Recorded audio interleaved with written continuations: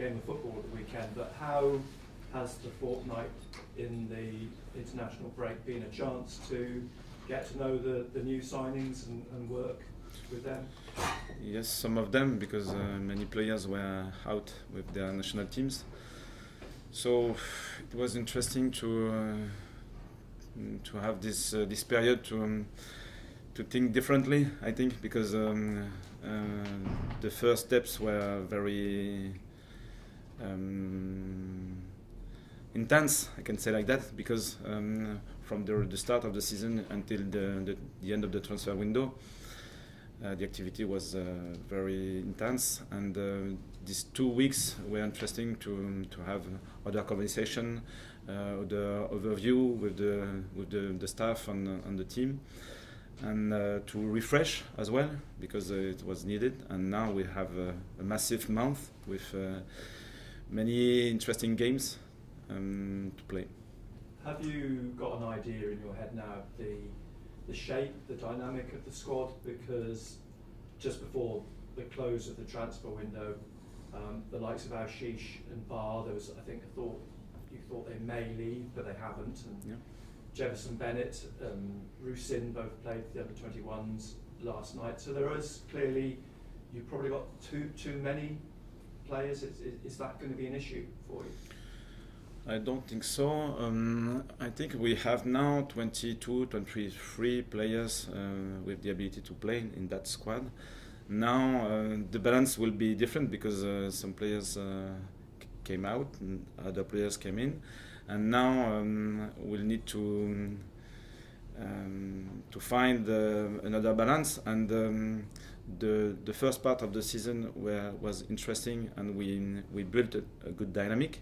And now it will be another step with other experiences and the possibility for all the players in the squad to play if they deserve to during the training session, and maybe for some of them during the 10 or 20 minutes when they come in the pitch. So now it's like a new restart, I can say like that, and all the players will have the chance to play.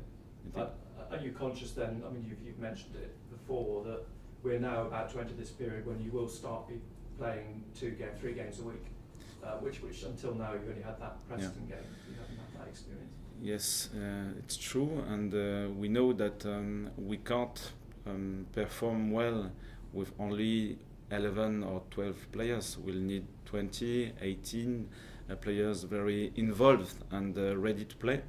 So it's like a group with, at the moment, some of them are playing more than the others, but during the whole season, we'll need many players involved in the project.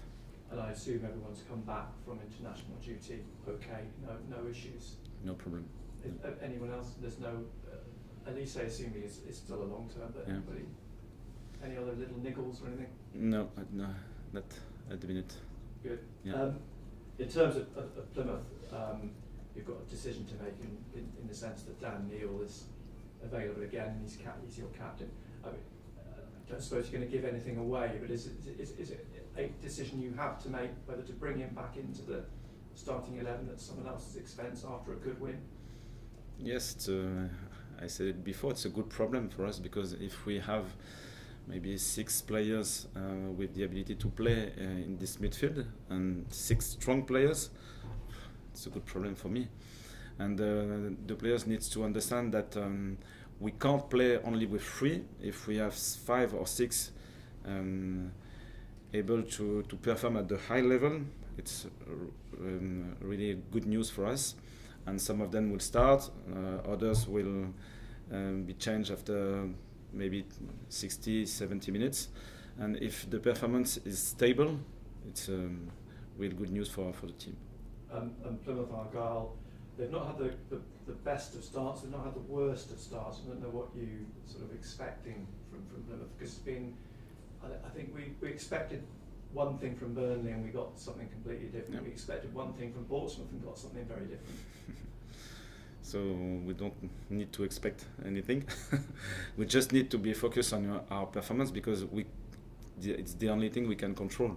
The way we train, the way we want to play, the way we want to build the game, we want the way we want to defend and press high or not. I think this part of the season, the teams are always searching for their best shape, the best way to play, and the dynamic can evolve. So the main focus is on ourselves and the way we will play this game. One thing that's become, I think, fairly clear, fairly apparent, is that what you've given the players, and you've spoken about this, is clarity. They understand exactly what their roles are in the team. Is that fundamentally, do you think, why you've had such a good start? I don't know really, because it's still complex to understand the performance and the way the team can play.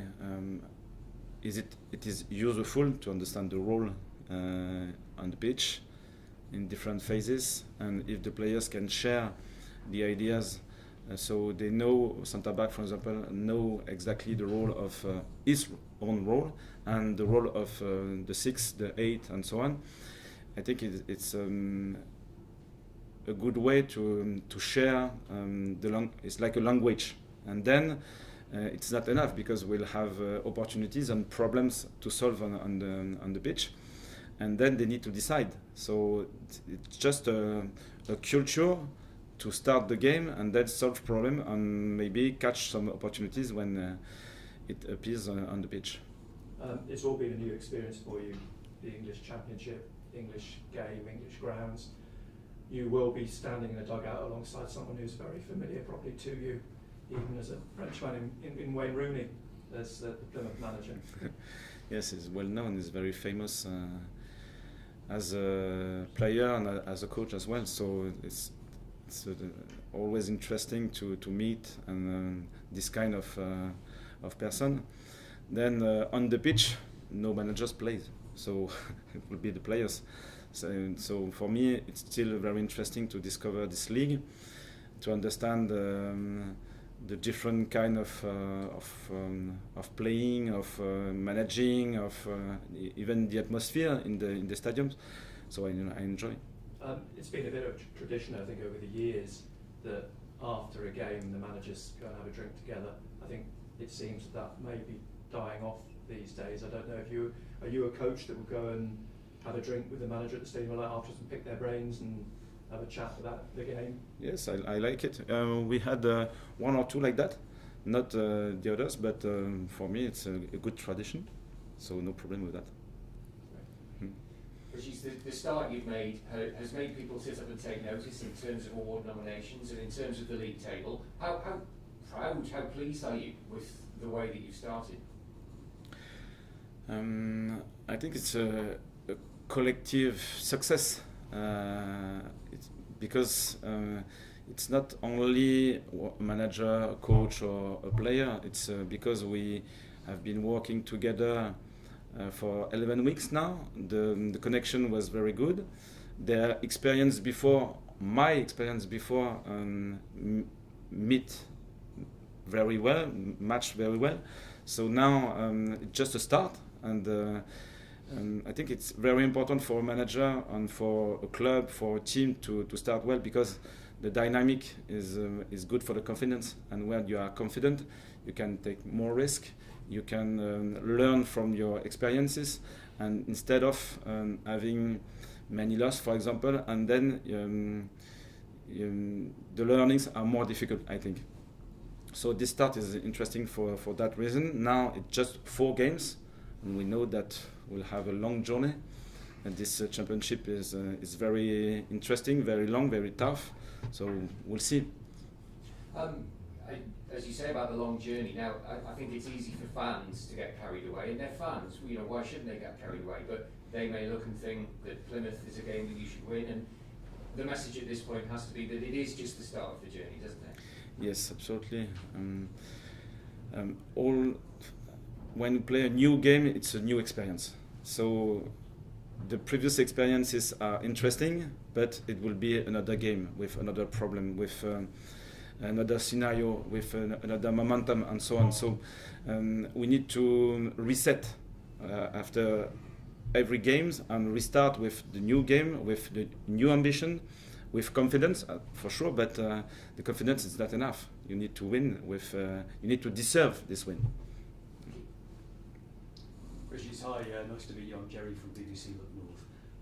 It is no surprise to any of the fans, I'm sure, but very rare to have both a Manager of the Month nomination and a Player of the Month nomination in the same month. How do you feel about that? As I said just before, I think it's a collective success, and one player can win a game, and a coach is not enough to win a game as well. So it's like a reward for the collective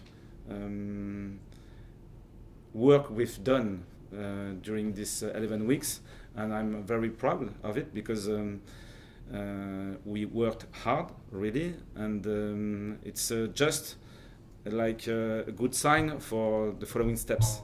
I can say like that. You talk about how hard the effort has been so far, and it is only 4 games, but if there is one thing you could point to that has pleasantly surprised you about the performance of the squad and the team, what would it be? I liked the connection and the way that these players wanted to share ideas about the game. For example, during the halftime, even if we win, or I don't know if we drew after halftime. I think I don't know after the 4 games, but they share ideas and they want to solve problems. So for me, it's one of the key concepts of the performance. If the players are aware of the way they are playing, the problem they have to solve on the pitch, and they share their ideas instead of just waiting for the correct answer from the coach, it's a good point for the performance, and I liked it. Yes, really. Thank you very much. Régis, you mentioned that you've had time to reflect in this international break over the time you've had here so far. What have you learned about Sunderland as a club in your time here? Many things, and I'm still learning. And I think as I said before, the identity is very strong, and the identity of the region, the fans, the history, and then the way we are linking this identity with the game model is very interesting here. And I think we want to take risks. We want to be bold, for example, and when we play like that, for example, we can have high pressing in man for man, and it's very risky sometimes. And the public, the fans, are very aware and passionate by this energy, and then they can give us this energy in return. So this link is very interesting, I think. That philosophy you mentioned there, the high press and sort of the risky, exciting football. If teams set up to frustrate you, as they might against Plymouth, where it's perhaps a team that you're the favourites in the game, how will you change that philosophy? It's still a question of adaptation on the pitch. So the scenario on the games are always different. So the identity is not only high pressure. For example, you need to master all the phases, all the single moment of the game, and maybe during one single game, just one part of the game model will be very useful to win, and the other parts are useful but not so important for that game. So, for example, against Plymouth, I don't know the scenario before, but maybe we'll have more situation with possession and counter pressing, and these 2 situations and moments of the game maybe will be more important in that game. And so is your midfield quite fluid then, in the sense that as much as the players have set positions, if one goes, someone can sit deep and they can all fill in for each other, they're not sort of confined to one individual role? Yes, we started with only one shape in defense, in possession, and one shape out of possession, to be very simple. But when the team now and the players are mastering these shapes, we can introduce new elements because they are able now to reach the next layer.